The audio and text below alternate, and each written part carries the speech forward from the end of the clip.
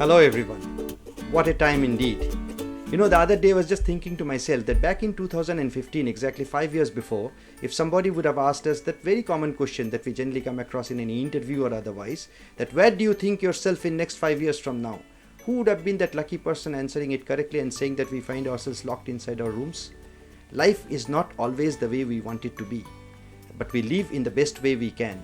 There's no perfect life, but there are perfect moments through which we can feel it out. And I think COVID pandemic has given us a perfect moment to sort of reboot ourselves and do a self-retrospections about ourselves to adapt to this new normal in our own ways. But anyway, that's not the topic. Why are we here today? We are here because I wanted to cover my experiences on how to pass Google Certified Associate Cloud Engineer certifications. See, I managed to have secured this certification recently in the wake of getting a free coffee mug, but only to know after passing the examination that Google has stopped giving all those freebies until recently. So I thought that if not the coffee mug, at least why not share my experiences to like-minded people or to aspirant people who want to do this certification. So with that note, let me start a very quick introduction about myself. I'm an experienced IT professional and I'm associated with one of the world's best IT services organization.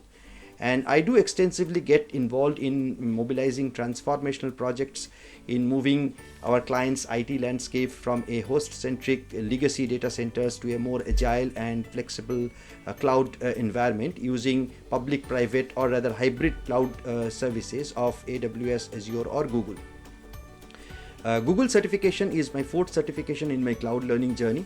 I first started off with AWS Solution Architect Associate and then I completed AWS Solution Architect Professional.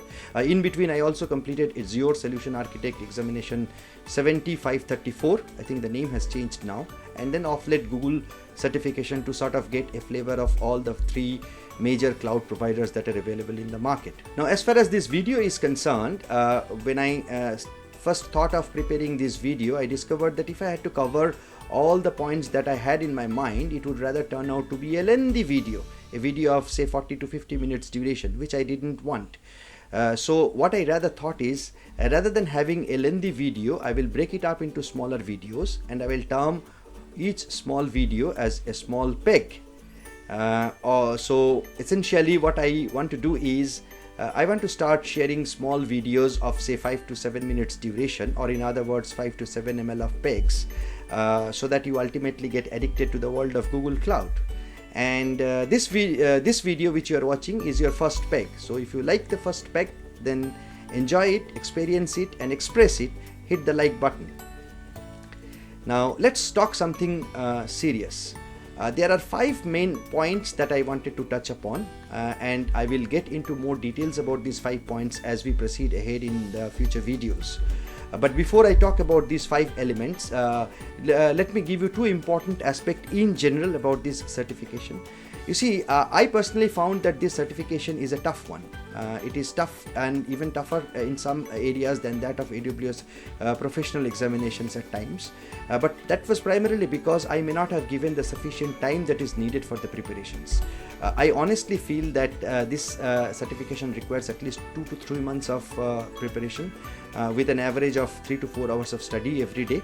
But unfortunately I couldn't give that much amount of time. I had to complete this certification in maybe 1.5 months, to be precise around 1 month and 25 days. That was primarily because of some other professional commitments that I had, and I was finishing up an assignment and I had to take up in another project or another assignment. But all in all, the important point is that giving quality time is very important to pass this examination. Another important area is the fact that unlike AWS or Azure, you may not find much of sample question and answers, or in other words, dumps in Google. In my case, personally, I had prepared around 300 to 400 questions, but in the real examination, except for one question, I didn't find the rest to be true carbon copy of what I prepared.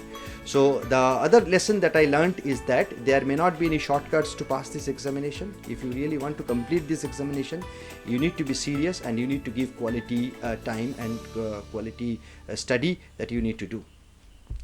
Now the five points that I was talking about, the first area that I will touch upon will be on the training portions. I will not talk about any classroom based trainings because personally I didn't go through any classroom trainings, but I will more particularly talk about some of the online on demand learning portals that are available in the market, some of the pros and cons, some of the areas based on which you can select which learning portal to go for.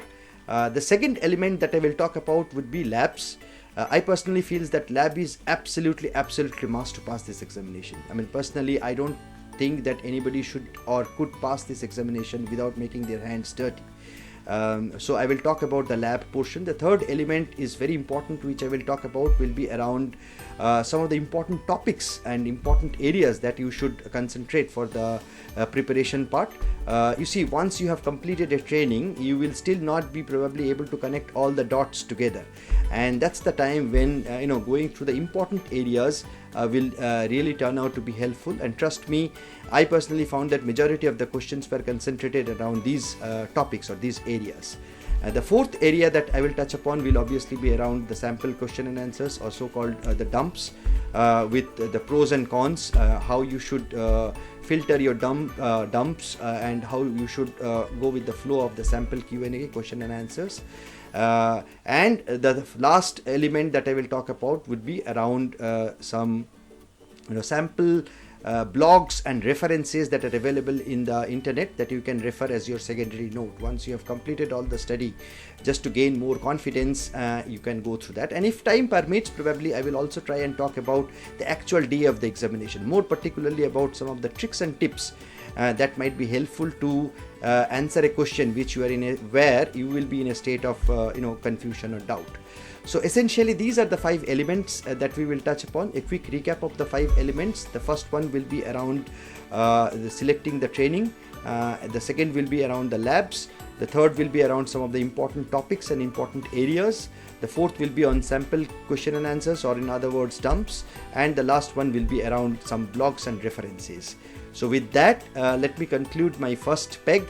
If you like the first peg, then experience it, enjoy it, and most importantly express it by hitting the like button, and be prepared for the second peg to ultimately get addicted to the world of Google Cloud and blame it on me. Thank you very much.